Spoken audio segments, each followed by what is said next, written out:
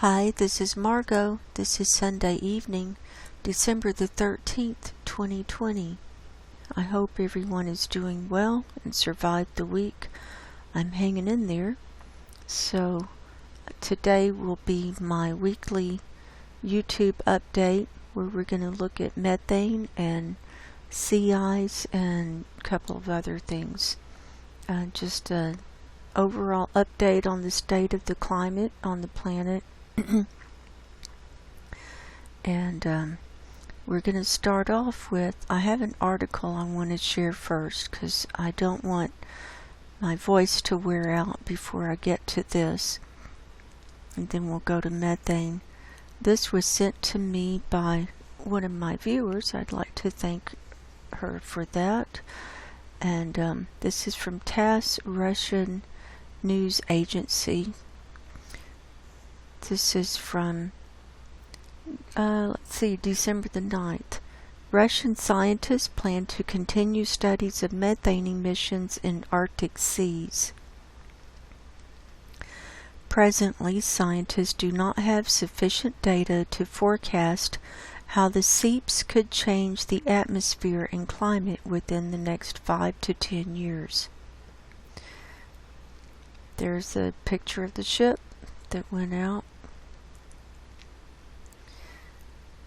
The scientists who in 2020 participated in an expedition on board the academic Mstislav Keldysh research survey vessel plan to continue studies of methane emissions which emerge in Russia's Arctic seas due to the thawing permafrost, said Igor Semiletov of the Ilyichev Pacific Oceanological Institute, i.e. the Russian Academy of Sciences Far Eastern Branch.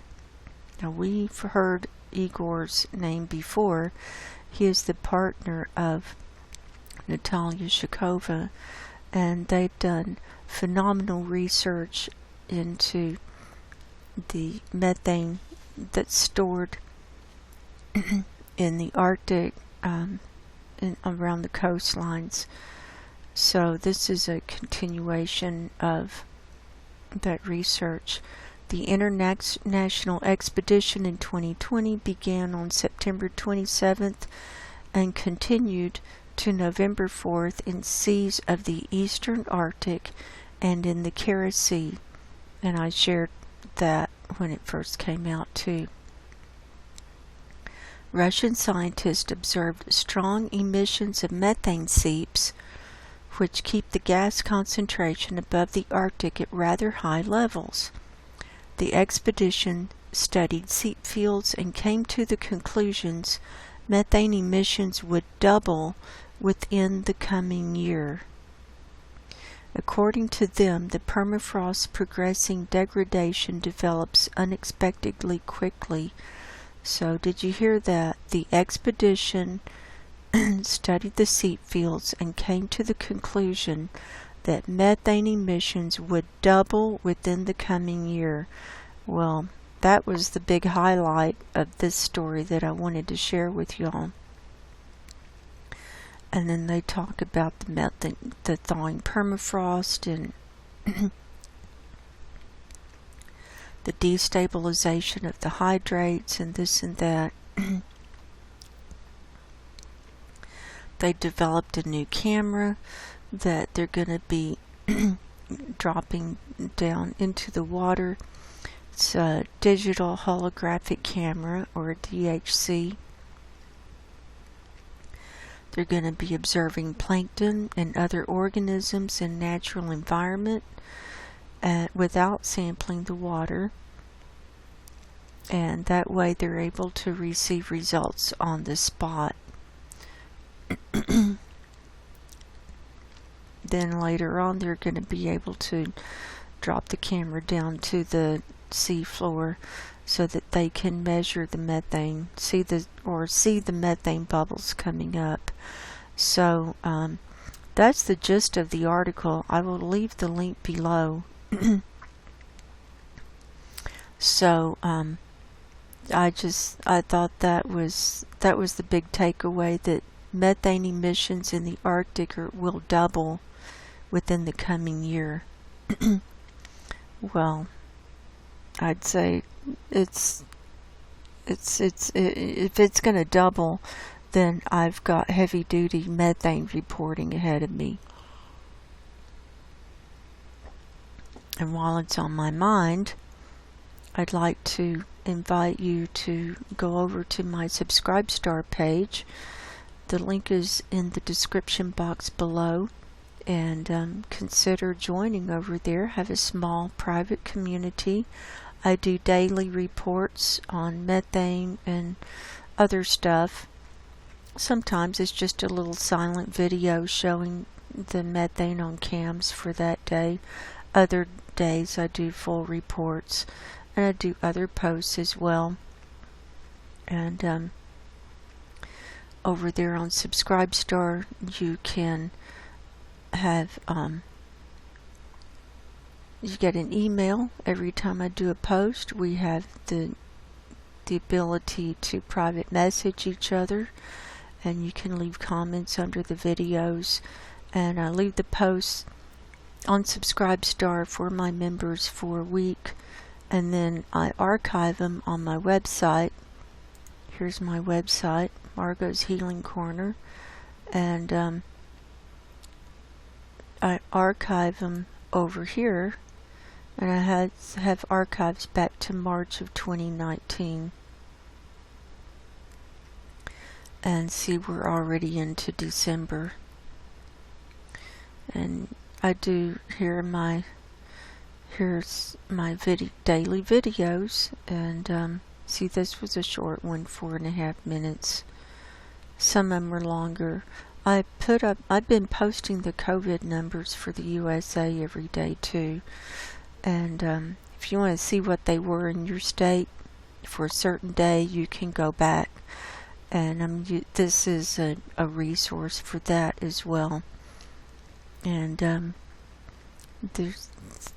so like on the 1st, I posted the ones for November 30th, and I just take screenshots of Worldometer. And so there's that, if you're interested in that. And also another thing I've been working on, here's my home page.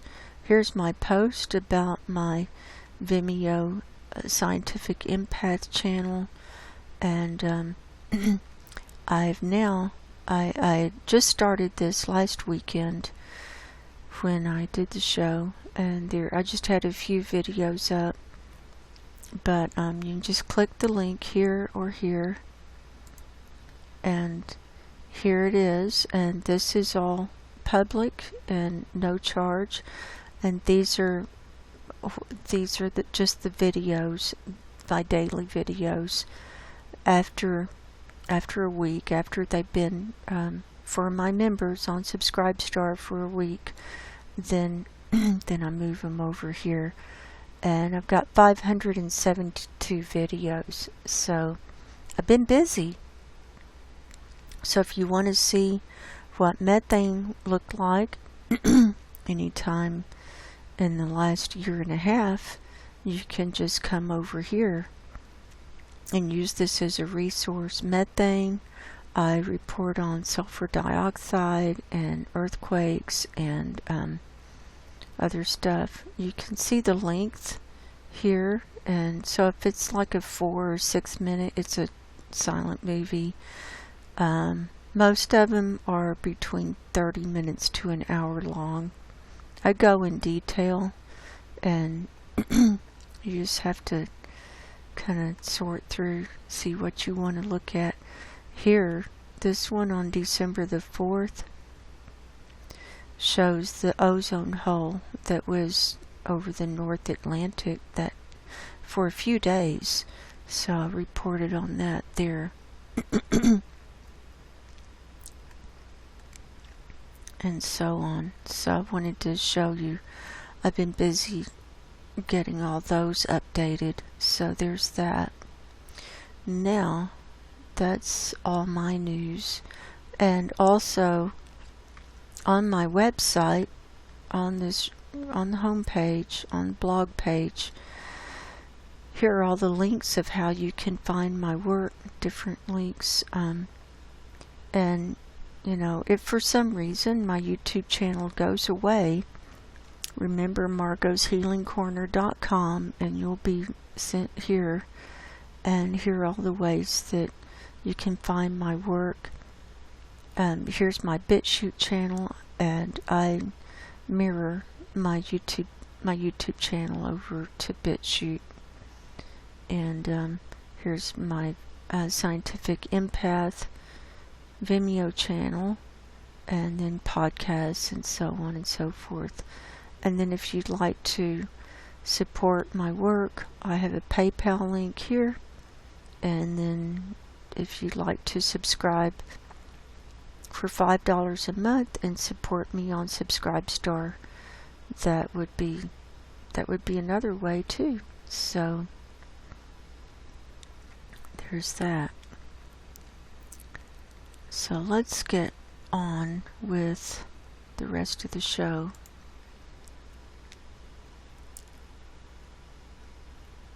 So we're going to start with the NOAA methane data for yesterday, the 12th. This is for the 477/469 millibar reading. The mean or average for the MET-1 satellite in the morning was 1898 parts per billion. The high reading was 2316.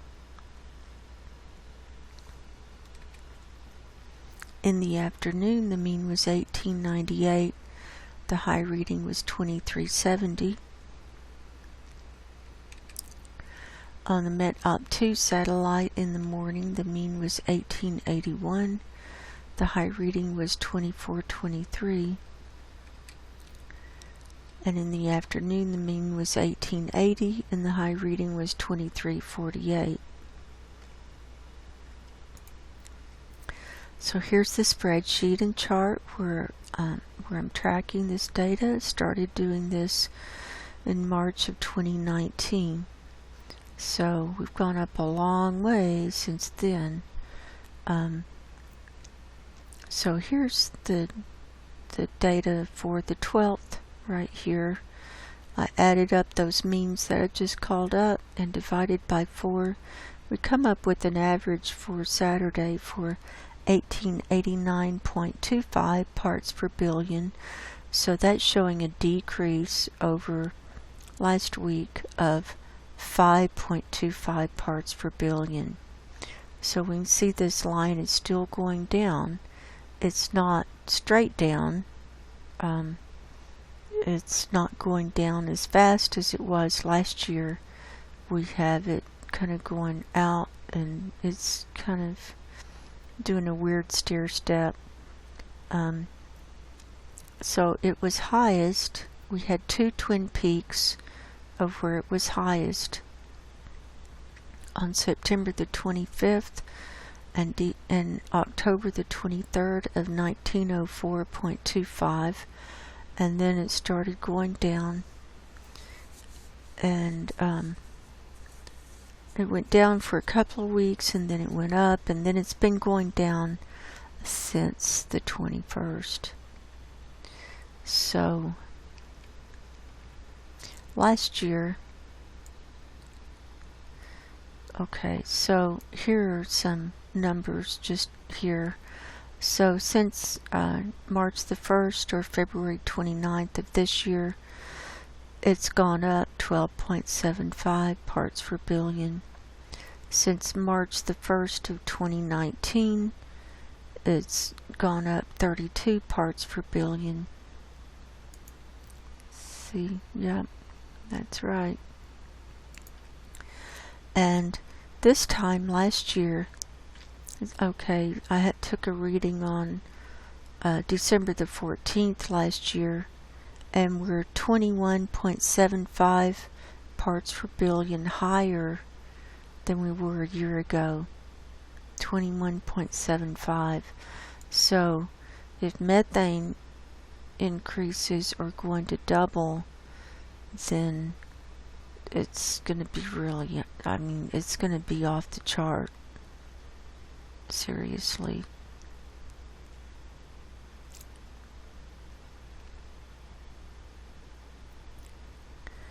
And in the first year that I tracked it from March 1st to March 1st of 2019 to 2020, it increased 19.25 parts per billion.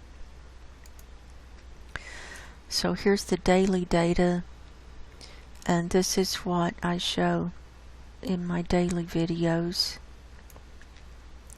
So we can see what happened this week. Here we are in my report last Sunday on the 5th, which was Saturday. We were at 1894.5, and that was an increase over the day before of 1.5, but that was still an overall decrease for the week of 1.5. This is all parts per billion. On Sunday, there was no change. On Monday, it went down 1. On Tuesday, it went down 2.75. On Wednesday, it went up 0.25. Now, on Thursday, we had incomplete data. There was no data for the AM readings for either satellite. I have the data for the afternoon satellites here, and if we divided those by 2, that was 1889, but I didn't figure that in over here since it was incomplete. And then on the 11th, it went down from the 9th, 1 part per billion, and then on the 12th, it went down 0.75. So showing an overall decrease of 5.25 parts per billion. Now it really started going up again this year in the first part of February, and we're seeing 26 parts per billion higher than we were on February the 8th when it started going up again. So now last year the lowest, we got the lowest. I was not tracking it daily, I was only tracking it weekly. So the lowest we got last year was on December the 28th of 1861.75. Now here we were on the 14th of 1867.5. So it went down another 5.25 in 2 weeks there, until we hit the bottom on the 28th, and then it started going up. And so by January, when I reported on January the 4th, it had gone up 4.25 in 1 week. So, and it's been rocking along since then.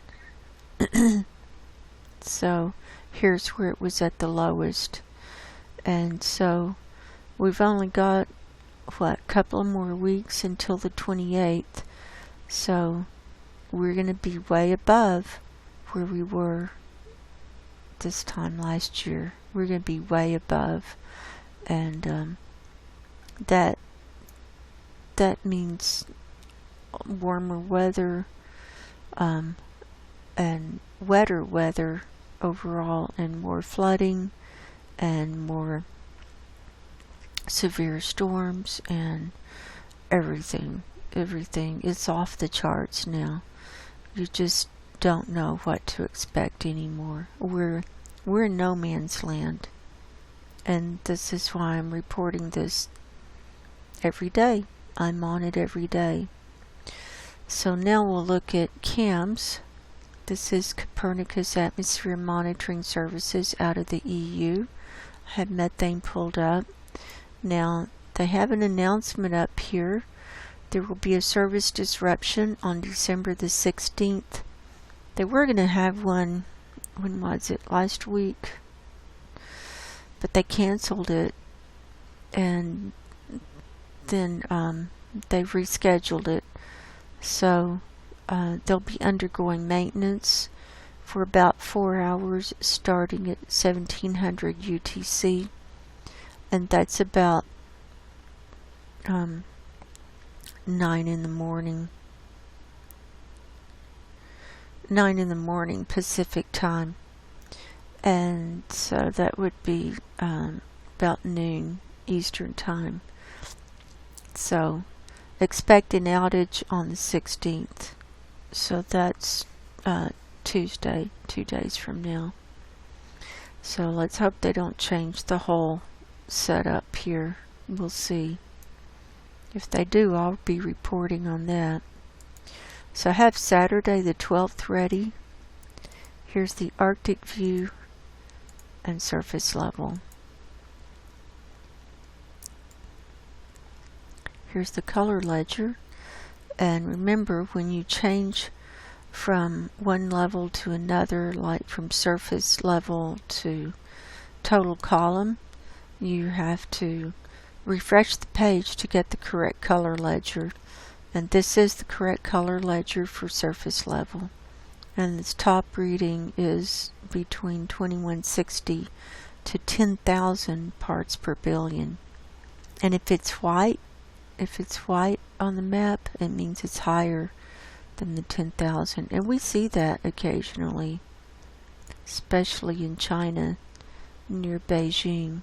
That seems to be the hot spot. So here we go. So the data is for Saturday, so it correlates to the NOAA data that we just saw. And the forecast is Sunday through Wednesday.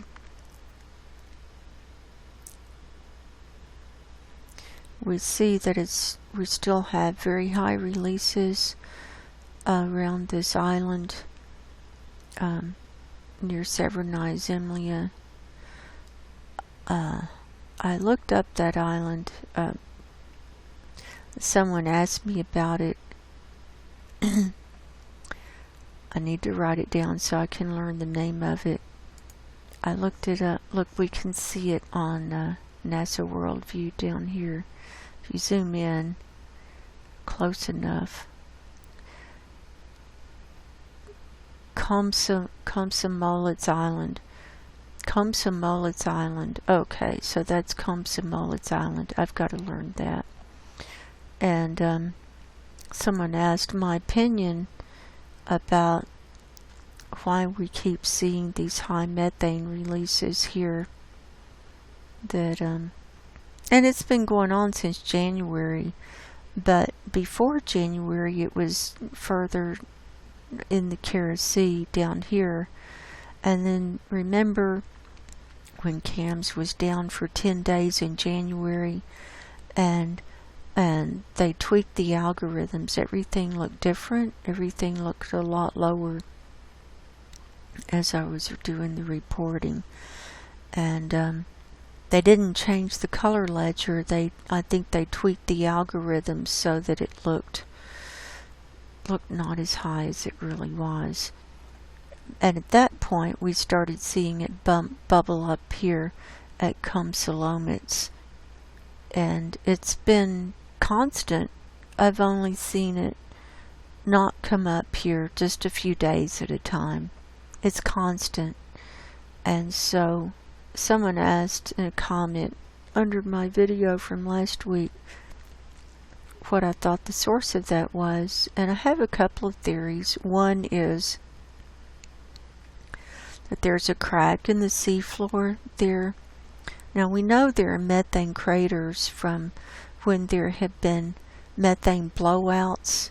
You can see the craters. Actually, you can see them on the earthquake map on here. I'll show you. You can see craters up here underneath where it's in the shallow waters. Look up here.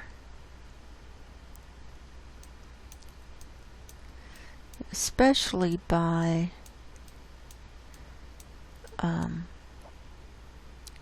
Novaya Zemlya. See, these are like see these pot marks?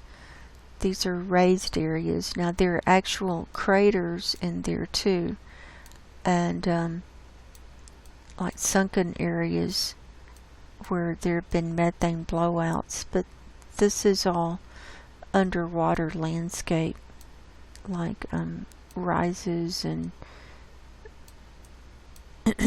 mountainous areas and things like that. But I've presented article. There was one article where they found a whole bunch of methane craters down here by the coastline and in the Barents Sea, and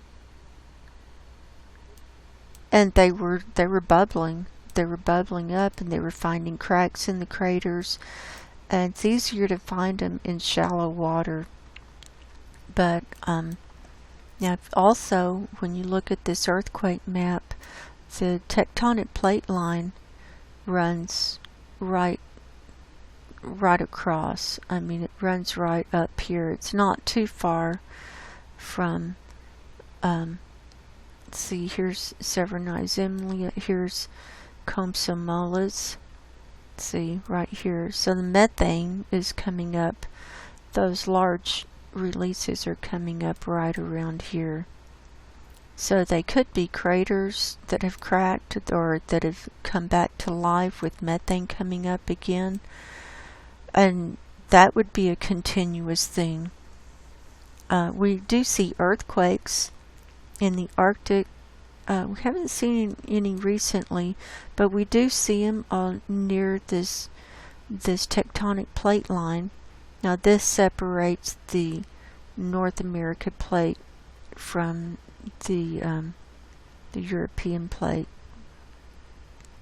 and it comes right down here through the Laptev Sea and right through Russia and down here and connects up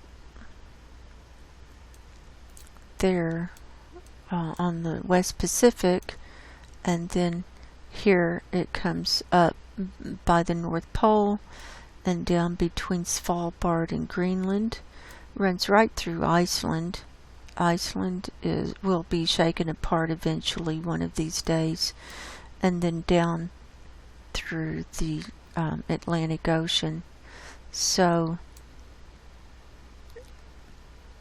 it's a highly active area, and so, you know, it could be a rift in the seafloor, it could be methane craters that have come back to life, and especially with the earth warming up, and the water, you know, it got so warm with it being in the sun for so long, everything heated up, and now the hydrates are being released.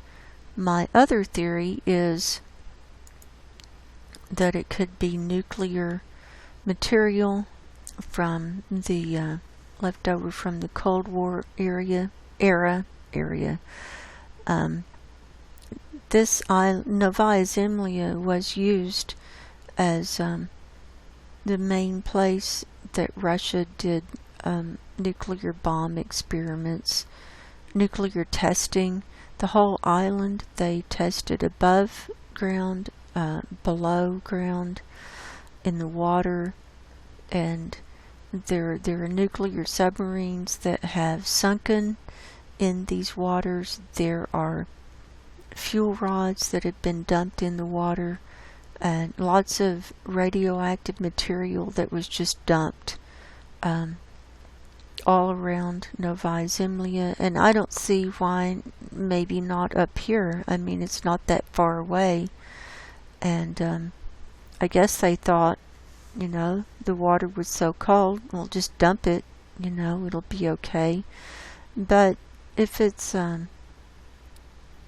like a fuel rod or something, you know, that stays hot and it melts through. It takes a while, but it could melt through everything, and if it hit some of these hydrates, it could set those off. So that's my other theory. And this area, this Kara Sea, this whole area is the most radioactive area on the planet from all of the nuclear testing. I did a very long video about Novaya Zemlya. I have a theory that as a result of that nuclear testing, that's why the Arctic is warming so much faster than the rest of the planet. And I did a video a couple of years ago. It's called Novaya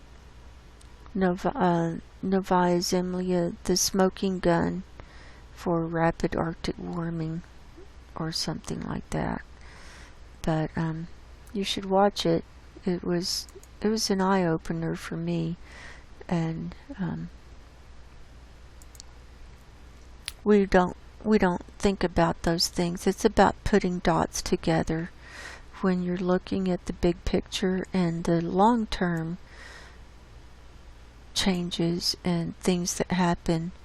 And we have to remember, what's happened up here, and there's things happening now too that we're not aware of. I mean, we are aware of some of it, but there's a lot of military presence in the Arctic, especially Russian. There's U.S., there's China, there's Norwegian. I mean, it's all the different countries.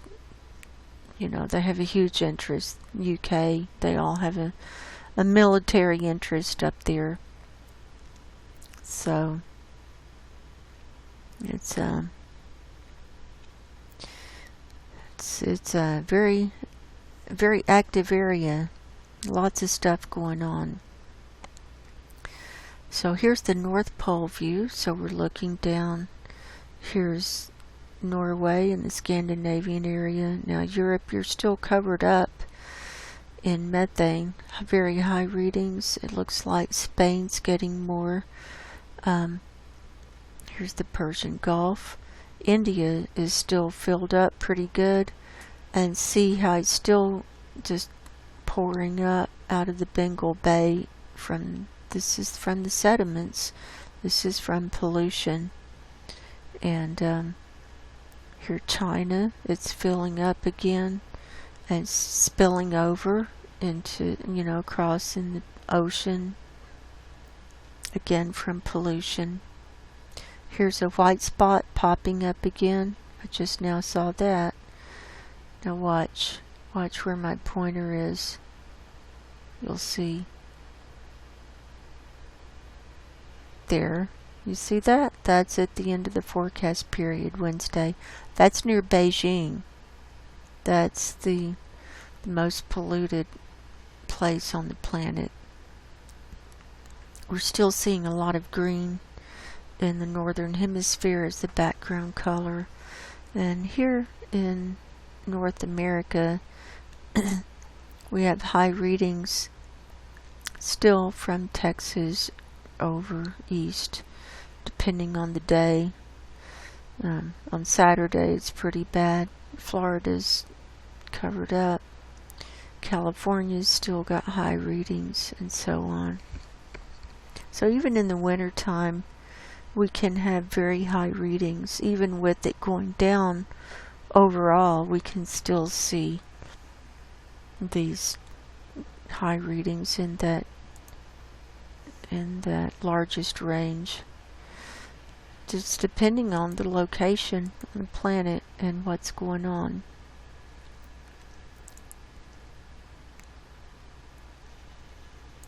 Now we'll look at the global view.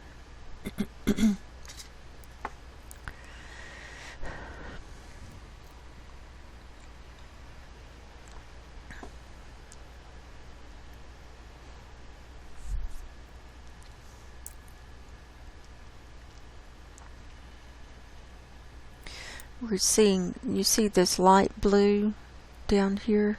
This is coming up methane around the coastline of the Antarctic. This is where the ice has already melted, and it's coming up. And they're in heavy melt right now down there. Sun's up,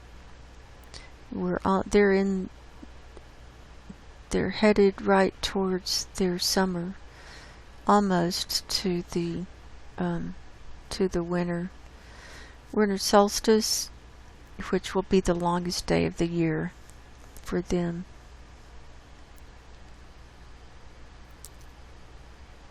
Of course, the sun's up down there, but the sun will be more directly overhead, so it gets more direct heating.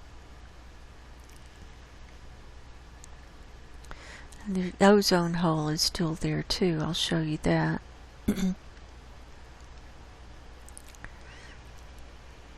So here's Australia. We can see it's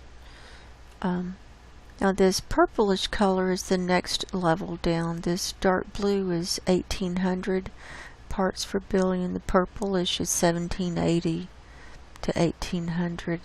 So we can see more of that like a haze over this southern hemisphere.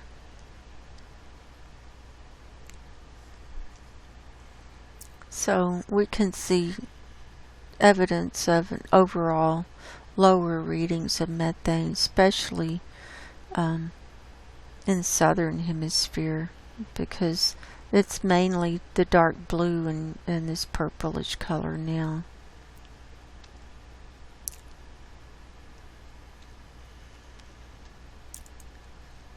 Okay, now we'll look at 500 HPA. Now this is about the level that I'm tracking on NOAA, the 479. And if you want to see the correct ledger, I'll refresh. Remember, you have to refresh if you want to look at the ledger. But I hope they fix this while they're doing maintenance. That's 1950 to 2360. So it's different at different levels. That's the high reading there. So we can see red mainly over the Arctic, and look over Russia here. It's kind of gathering up there. Look, we've got a blue area down here in Africa, and see not as many greens in the southern hemisphere. So that's going down.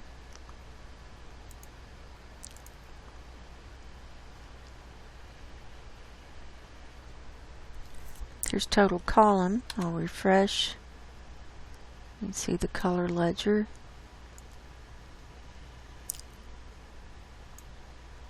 So 2320, 1920 to 2320 is the highest reading there. So we see the highest reading here it's in China, and then India is the next one, then Africa here. So there's that.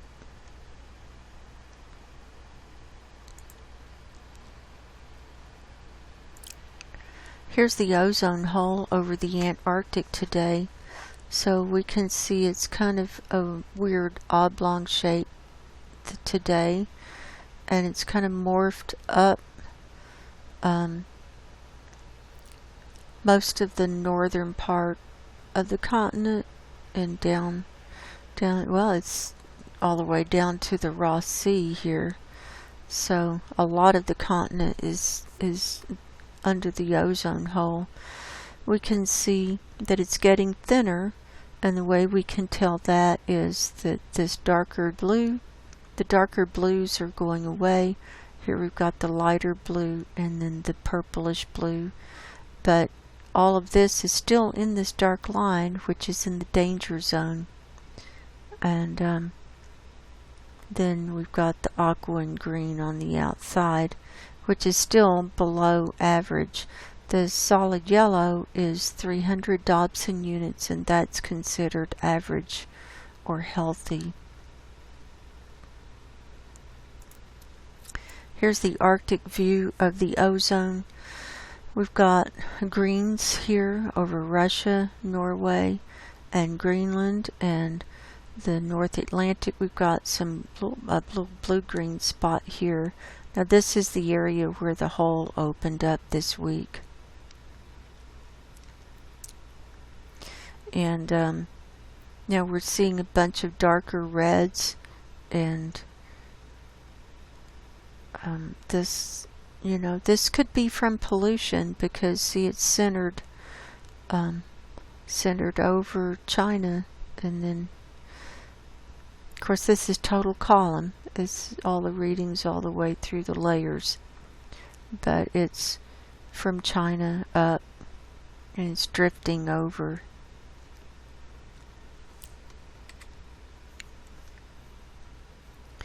Here's the global view,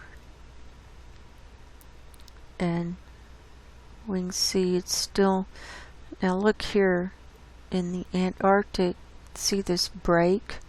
We've got, so it's thin all the way up with the green. Wherever you see green, or the blue-green, or the aqua, that's below normal. And then this is in the danger zone. The aqua is right above the danger zone. So see, we've got aqua here in the Pacific, over Indonesia here. Australia, you've got thin ozone. You're in the green. So take care. Don't go out in the sun without protection. Seriously. Same in Africa and almost all of South America, Mexico, Central America, India, so on. Spain, Europe. Y'all are not looking good either. Here's sulfur dioxide for today. The overall background color is higher, is like this kind of olive green. We used to see more blues, but we've had a gathering of sulfur dioxide from it, just never really went away when we saw that back in the early part of the year. I think that was from the sulfates falling out of the sky. Highest readings we're seeing today are over China and southern Kazakhstan and India. This is pollution here. I'm not sure what this is from. I have my theories. In southern Kazakhstan, I can't prove it, but I have my theories about that. Here it is at 500 HPA. Now here's a higher reading up at Kamchatka. That's from volcanoes. And this is volcanic activity here in South America, Popocatépetl.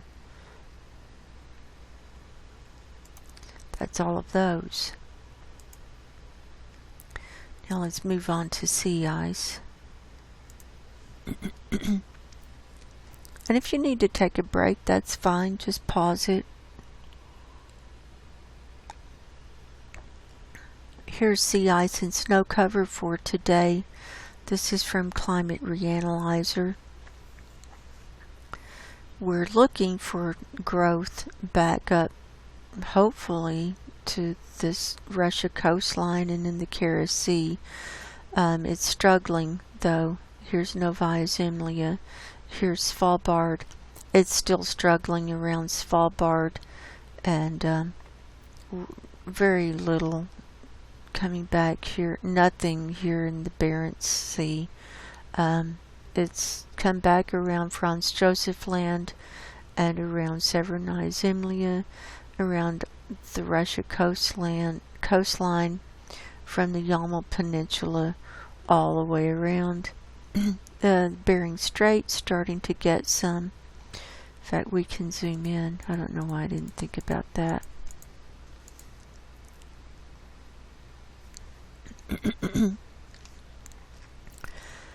We can see it's trying to fill in here in the Chukchi Sea.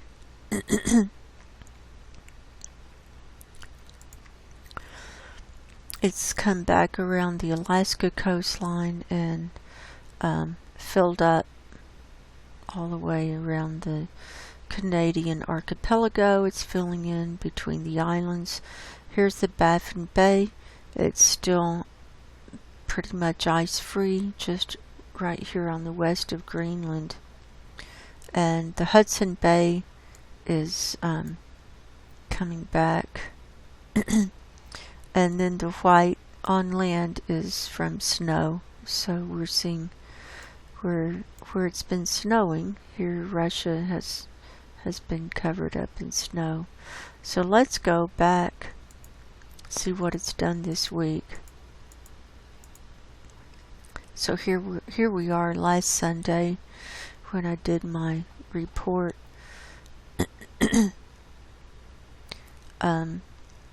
See, it's more open here in the Bering Strait. So we'll just click through and see what's happening. Here was Sunday. Here was Monday. So we saw some growth back here in the Kara Sea on Monday. What's that?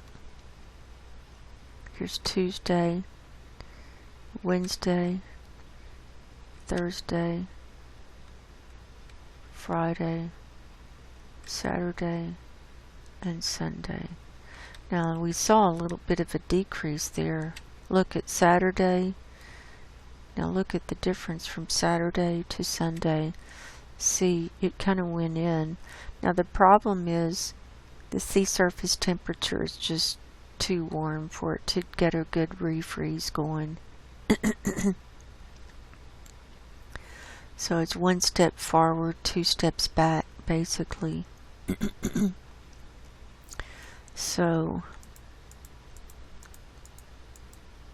there we were. So let's move on. Here's the Navy sea ice thickness for the Arctic for today. So we're seeing darker purples overall, meaning it's thickening up. And I've named these quadrants 1, 2, 3, and 4. And in quadrant 3, here north of Greenland, it's thickening up and going more into the aqua range, going more towards 1.5 to 2 meters thick. We're starting to see more blues too. And then this is what was left of the thickest sea ice. It's been sliding down towards this Beaufort Sea, and I'm upset about that. I'm hoping it doesn't get churned up, but if it does, it does. What can I say? And it's thickening back out like in just a little crescent shape there. So it had some problems in the last couple of weeks. It's just been tossed around by the waves. Here's the 30-day animation. The forecast goes out to the 20th, which is a week from today. And the data starts 3 weeks back on November 21st. So let's zoom in, take a peek here.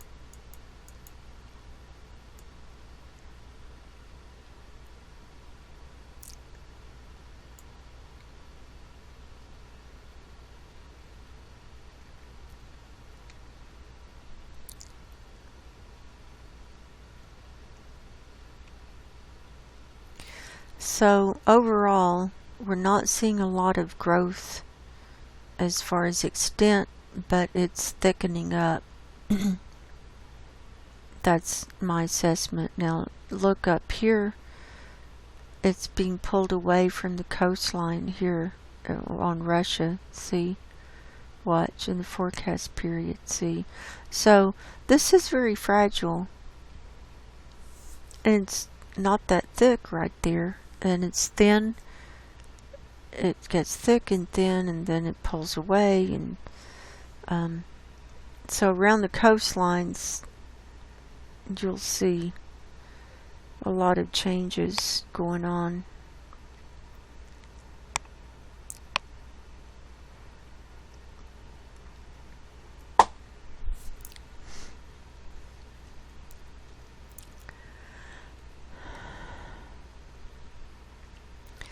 So we can see the thickening happen, but we're also seeing this move. See it slide? It's sliding down and squishing down. So that's bothering me. Okay, here's the Antarctic. This is for today, the 13th. And see, it's in high melt. So the sea ice is around the continent. So it's different from the Arctic, where the sea ice is in the middle. And these blank spots are where it's been melting. And here the white spots around the coastlines. Here in the Ross Sea, that's clear right there. We've had a heavy melt over here next to the Thwaites Glacier, and we're also going to look at A68 iceberg. It's on a collision course with South Georgia Island, so we'll look at that too. Here's the 30-day animation, so you can see the heavy melt going on. Now, typically, most of the sea ice around the Antarctic will melt while the sun is up, and then it will refreeze.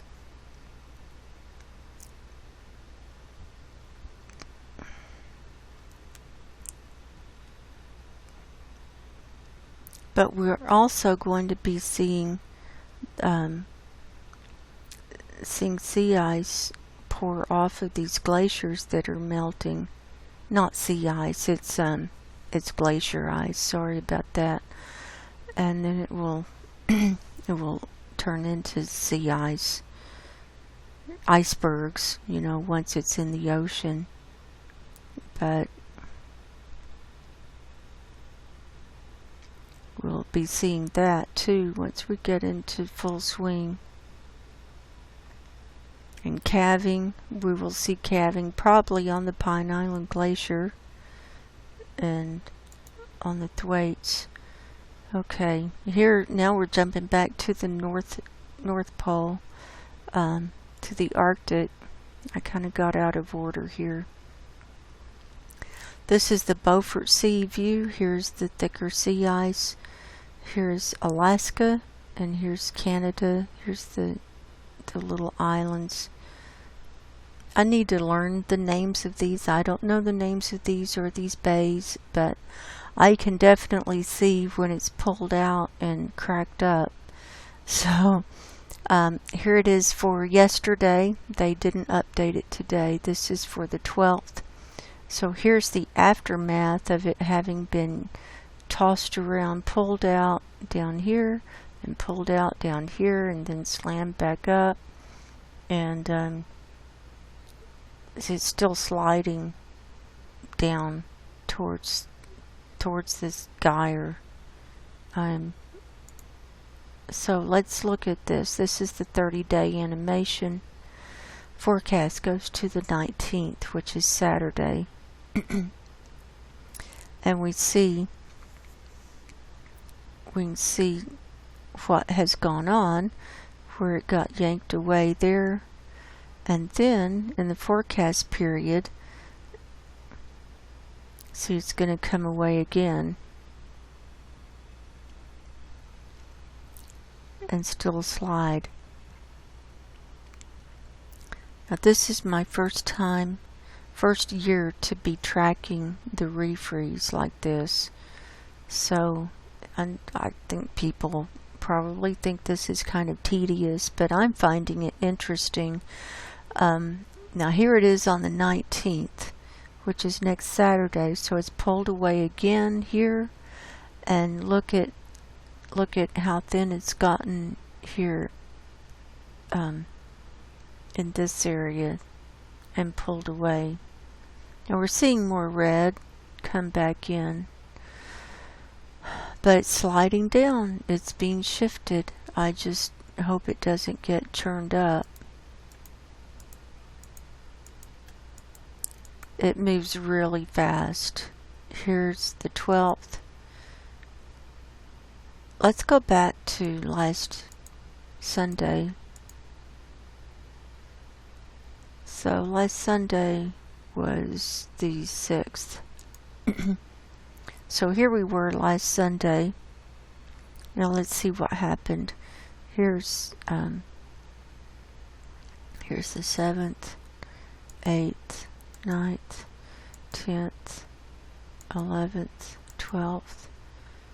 Okay, now we're going into the forecast period. Here's today, the 13th, 14th. Okay, we're seeing big movement now. 15th. Look at that, how it's sliding down. 16th, 17th, 18th, and 19th. And it looks like areas are freezing thicker as it's coming down. And we're seeing some greens now too. So even though it's not anchored in very well, it's still thickening up. So it's not much, but it's all we got. Now here is the ice drift for today. This is showing the direction and the speed of the movement of the ice because of the ocean waves and the wind, and it's a whole science. And so we've got high movement on the 12th. The direction is coming down here, and it's going in a clockwise direction. This is the gyre at work. And here's the 30-day animation.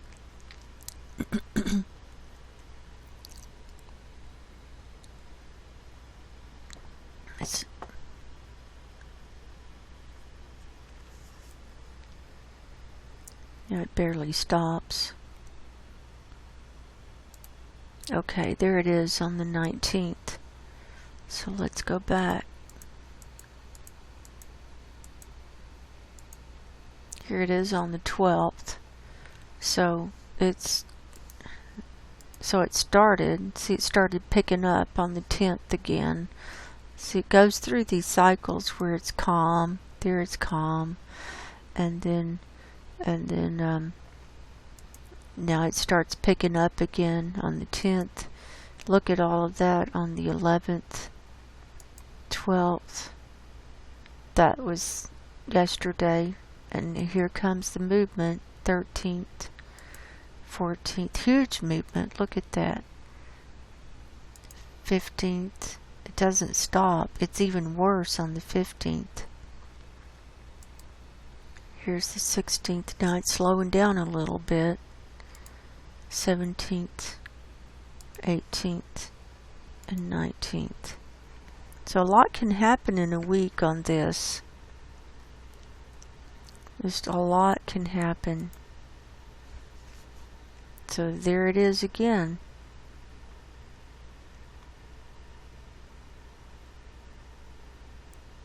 See, as soon as it thickens up again, then it pulls away and it gets thinner because the ice gets pulled apart, so it's not as thick. So there's that. Alright, now what else have I got? Let's move on. Sea ice index from National Snow and Ice Data Center. Here's the Arctic for today. This correlates with what we saw on the Navy website. And then the darker blue it is, the thinner it is and less concentrated it is where it's trying to come back. Here's the sea ice extent. Now this blue line is this year. The dotted line is 2012. We're still below the 2012 this time of year in 2012 for that. And until this year, 2012 was the lowest.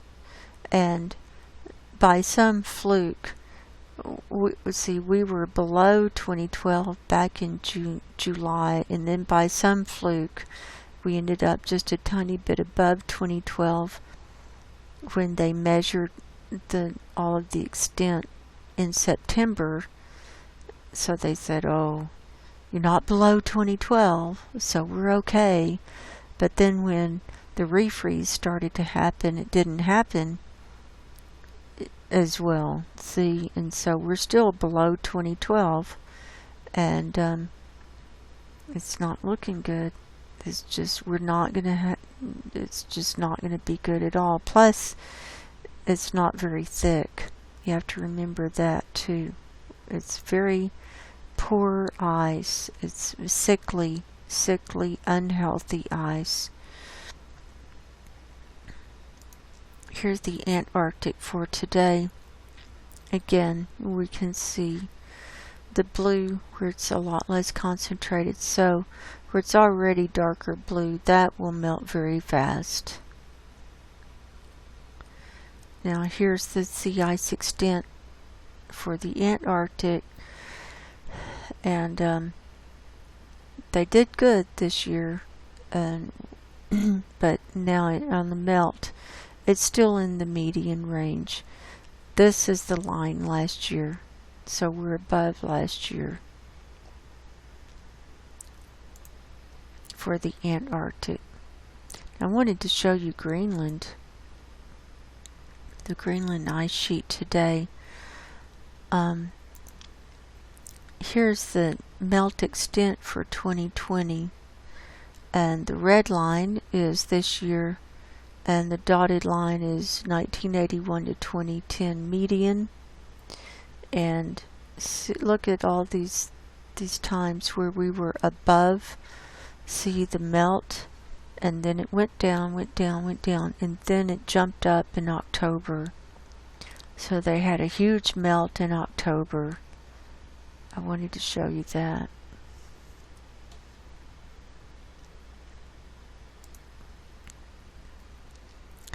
Now let's hop over to NASA Worldview. Here's the sea ice concentration for the Arctic for today. So we're looking for white for it to be fully concentrated, and we're still seeing some darker pinks here to the east of the North Pole. And here's where it's trying to come back in the Kara Sea. It's having a hard time. Now we're starting to see a little refreeze on the east coast of Novaya Zemlya and along the coast of the Yamal Peninsula now. But this Barents Sea is open. It's where this is where the Atlantic comes up, and it's just really warm, and it's hard to do a refreeze with that going on. See, Svalbard's still pretty clear. See, so here's Severnae Zemlya. Here's, how do you say it, Komsomolets, and it's refrozen around there. But the methane, this is where we saw it pouring up on CAMS since January, all year long. Here's the North Pole, here's Greenland, here's the Baffin Bay, and so on. Now over here, here's the Bering Strait. See, that's getting filled back up. The colors, that's the state of refreeze it's in. This is an island, Wrangel Island. But it's still warm here in this Chukchi Sea. There's a hole there still. So let's go back to last week.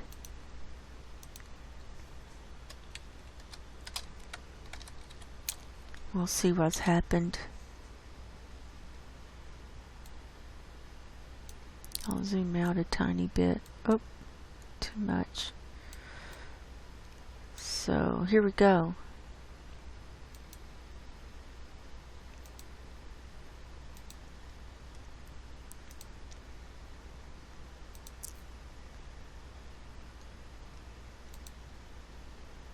So this area right here is having a hard time. See, there's a straight line there. I don't know why. I don't know if what kind of underwater thing might be going on. But it looks like the refreeze, it's trying. So we'll just have to keep an eye on that. Now, we'll turn that off. And we'll show you the Antarctic real quick. Here we are for today.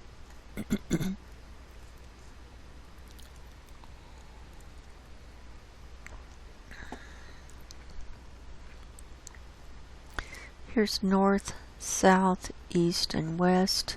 This is the Western Peninsula. Now I want to start out by showing where A68 iceberg is right now, and kind of in a cloud. Where'd he go?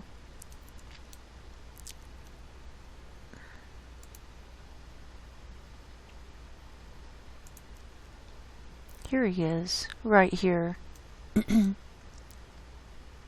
So he broke off a couple of years ago off of this Larsen C ice shelf, and it was stuck in the ice for about a year. Then it started breaking away, and then it's been making its journey, and it's still pretty much intact. There he is. And you see these pieces, those are pieces breaking off of it. It's huge. It's still huge. And it used to be more of an oval shape, but you can see where it's broken off there. Here's the island, the South Georgia island. Now that's in a cloud, and it's not very far away. So here it was yesterday, here it is today in the cloud cover. There's the island, here's the iceberg, and it's moving. It's moving. I don't know, it almost looks like it's spinning. See? Look at that.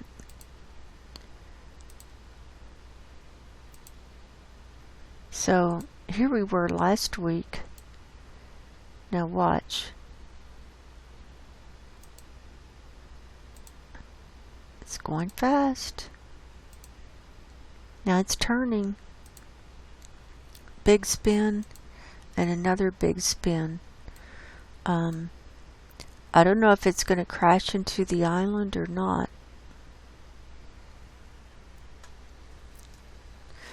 You would think they could steer it with all the beaming. You would think. One would think. So I'll have to keep everyone updated on that. Now this is the Weddell Sea. Here's the sea ice. That's what it looks like. See, it's gonna go fast there. Here's the peninsula, Western Peninsula. Here's the Larsen ice shelves. This is the Larsen Sea. This is where that big one broke off. You can see this line is where it used to come out to. It broke off right in there.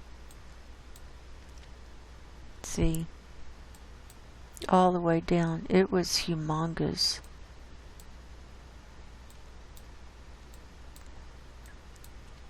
But see, the melt is on already.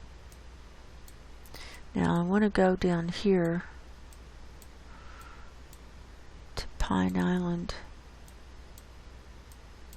I always get lost. Here we go. This is a really good view. There are no clouds today. This is the Pine Island Glacier. See, it looks like an ear or a little head. Here's the nose. Anyway, this calved off last year. Here's where it broke off. And then this is sea ice where it froze back. But see, that's already melted and coming out, so that will go fast. But it looks like there are cracks in this. It's not looking good. And this glacier, the more it calves, the faster it comes out. And there's a volcano under here. There are active volcanoes under all of Antarctic, the Antarctic. This is the Thwaites Glacier, right here. You can see this is what the ice looks like. That's the texture of it. Now this broke, was it last year? This used to be an ice tongue. And these are the pieces of the ice tongue. That's all that's left.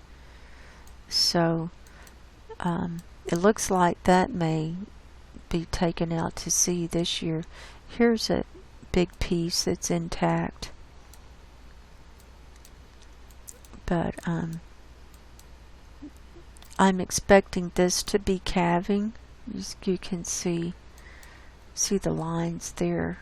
See where it could start to calve off.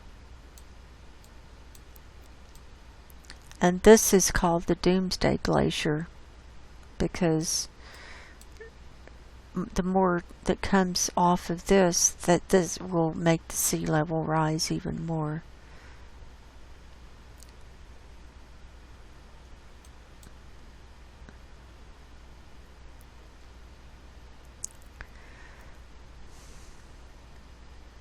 So I wanted to show you that. And see, this whole ocean, that has had heavy melting. See, that's been under heavy melt this year already. See, and all down here. Now we're at the south end. Here's the Ross Ice Shelf. Here's the Ross Sea. That is ice free here. This is Ross Island. We're looking through clouds here.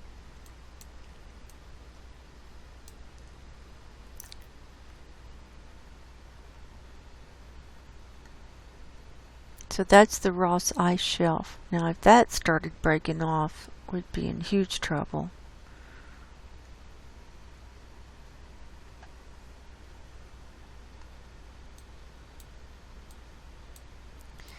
Then, over here on the east side, this is the Amory ice sheet, right here. Now we're looking through clouds, but that's already melted away. And this calved last year. D28 came off last year. Here we go, that's a better image. Yesterday, see? Look at this. Heavy melting. It's a lot of ice.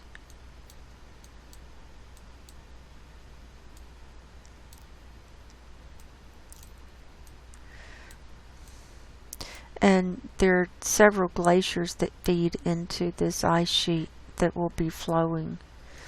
When they start melting, they'll be flowing down and out here.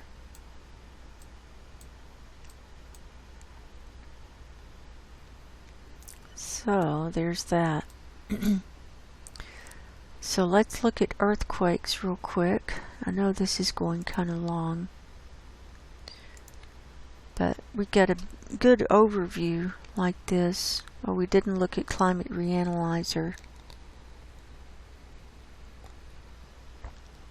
we'll take a peek at that in a minute.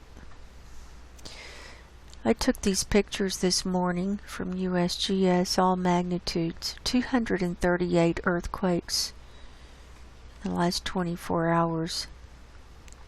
We've got a lot of plate movement going on. See these big dots? Lots of fives and then fours. See? Here in the lower 48 there were 163. Now over here, this is the Juan de Fuca plate. This is the Cascadia subduction zone. And so we had an earthquake on the Juan de Fuca plate and on the fulcrum point as well. So things are moving. Southern California is showing 21. This red line is the San Andreas fault line. When it gets to the Salton Sea, it picks up on the other end as the Imperial fault line and goes down along Mexico. Here's Searles Valley Ridgecrest area. There were only 9 here today. The largest one is that highlighted one. It was at 2.3 at Lone Pine. Here in western Nevada over to Mammoth Lakes, California, there were 86. Now we had some 5, was it 5 this week or last week? And then a 4.9 a day or two ago. Here, this has started up again. This has not stopped. And so it's still going. Tom's Place had a 2.9. This is part of the Mammoth Lakes Long Valley caldera.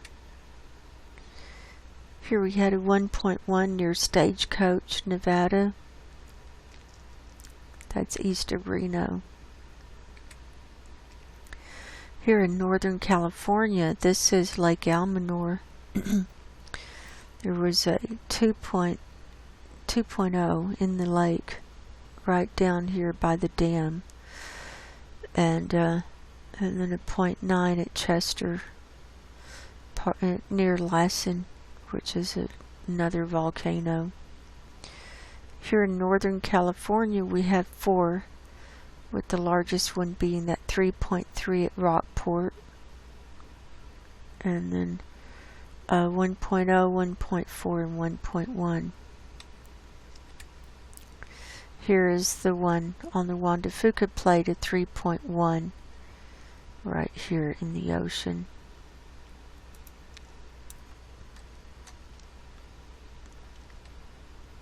That's off the coast of Oregon.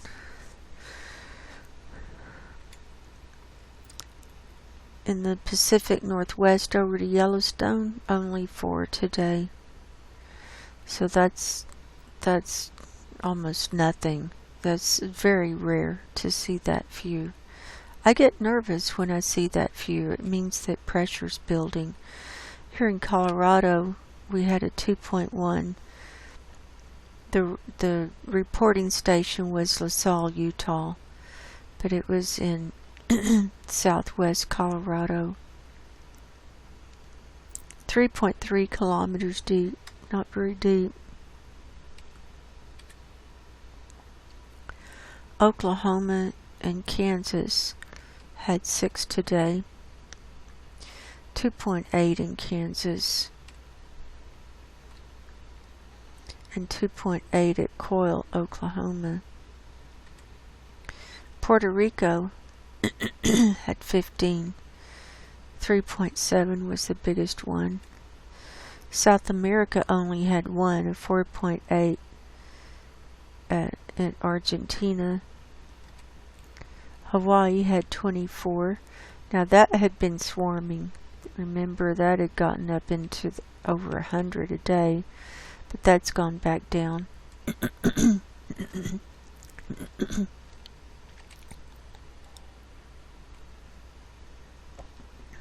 Alaska is showing 23. That's a very low number.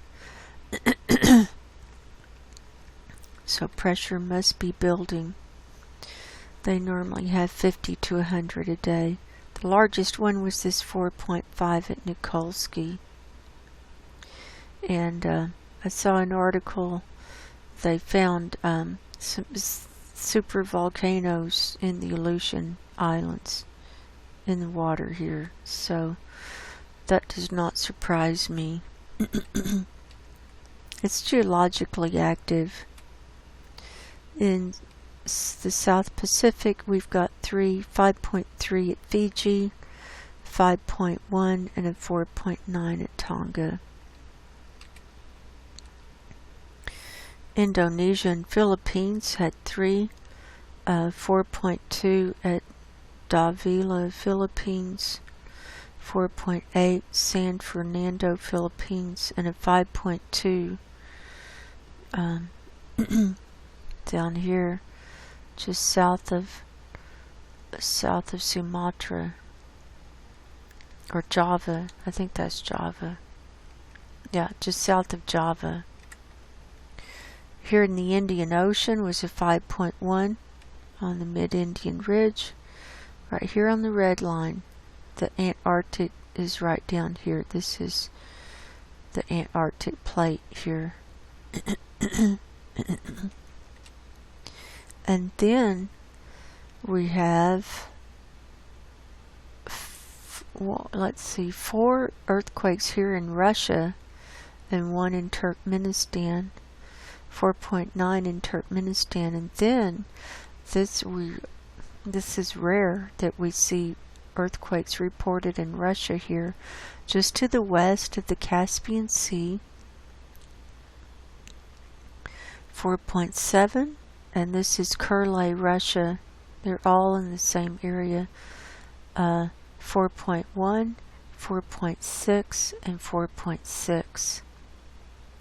So that's, I mean, I'm not saying they don't have them. It's just rare to see them reported. So there's that. Okay, so see all the red dots? Those are the latest ones. So we can see that South America has gotten some more today. Look, 3 more today.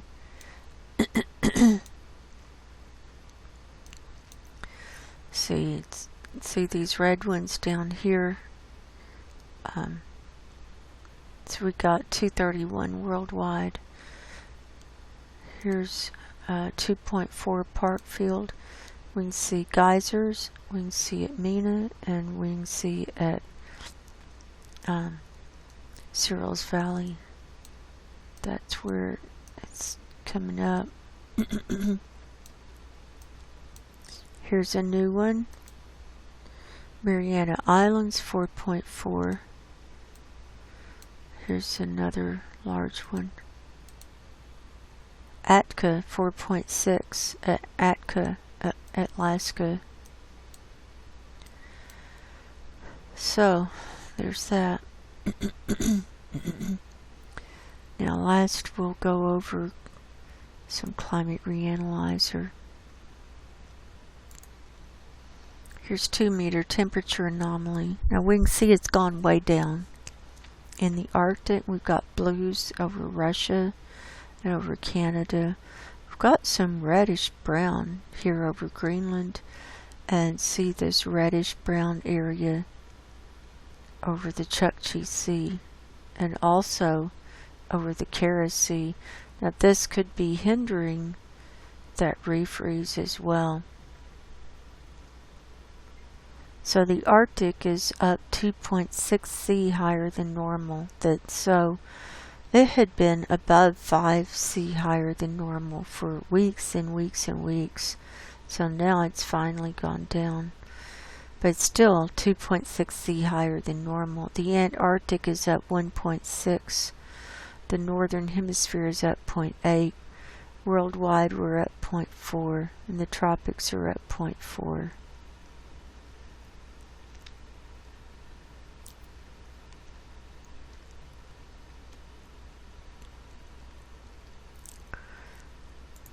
here's precipitation. See, it's raining up here at Iceland and by Greenland.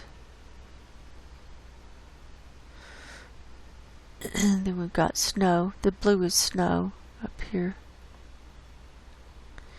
Here's your 10-meter wind speed. Look at this. That's huge. We've got a huge system here, just southeast of Greenland. Sea level pressure. See that? What is that? 967. Then we've got a high set up over here. So that's not helping matters any. That's over the thicker sea ice. Jet stream. See.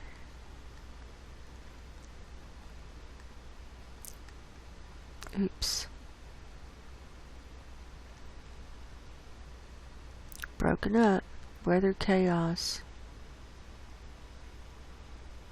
Look at this zipping across from India, across Japan, across China and Japan. We saw sea ice and snow cover.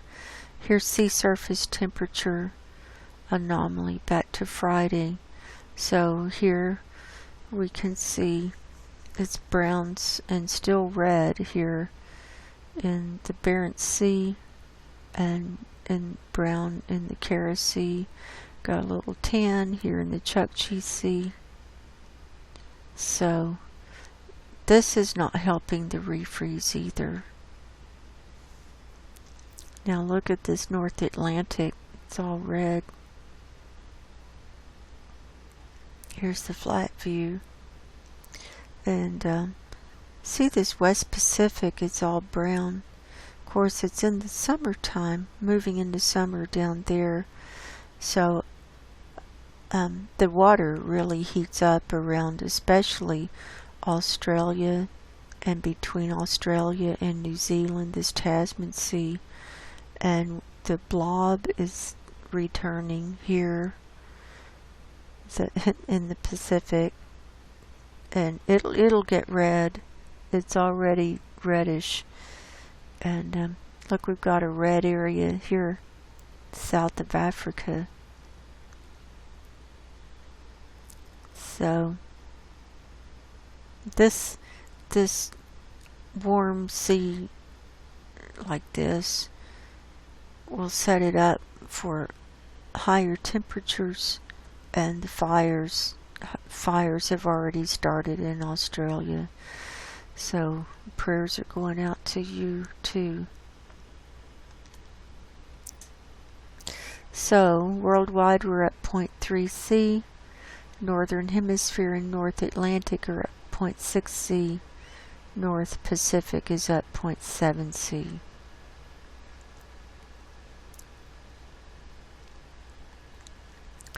So as things heat up, looks like it'll heat up faster in the Northern Hemisphere. So there's that. So I know it's been a long show. I want to finish up with, I'm still on my Psalms project, reading out of the Bible. I like to bring things back to a spiritual focus, because when we look at all of these things and the changes on Mother Earth, and we realize that we are in the end times, and you know, it breaks my heart to see all of this, and I know that Mother Earth is suffering too, but we're getting ready to leave. We're all getting ready to leave very soon, in very short order. Some will be leaving sooner than others, and so I recommend that if you haven't gotten your spiritual house in order, you really don't need to delay that. You shouldn't delay that at all. And if you need to make amends with people, with relationships and things like that, family, do it now, because time is so short.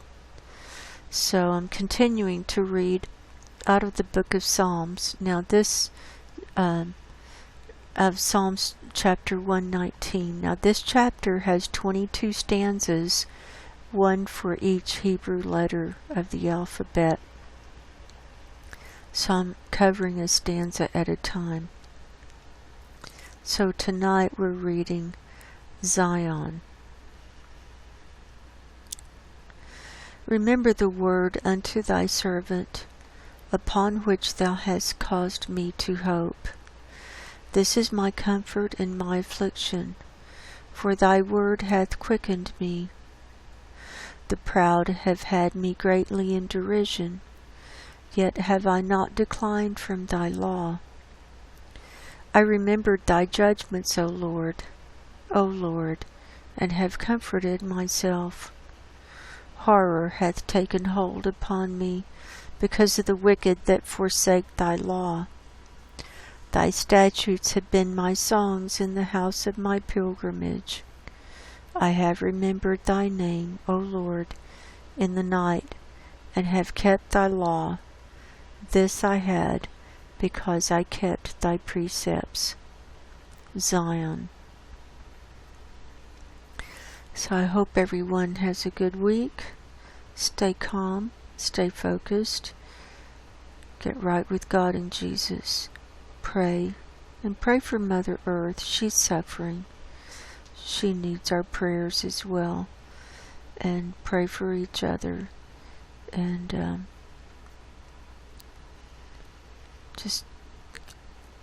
I just pray for the suffering to be gone. And that when it comes our time to go, that it's quick. So, quick, and we're with Jesus. We're in God's hands and with Jesus. That's my prayer. So until next time, I love you all. I'm praying for you. God bless you. Go in peace, and I will talk to you soon. Good night.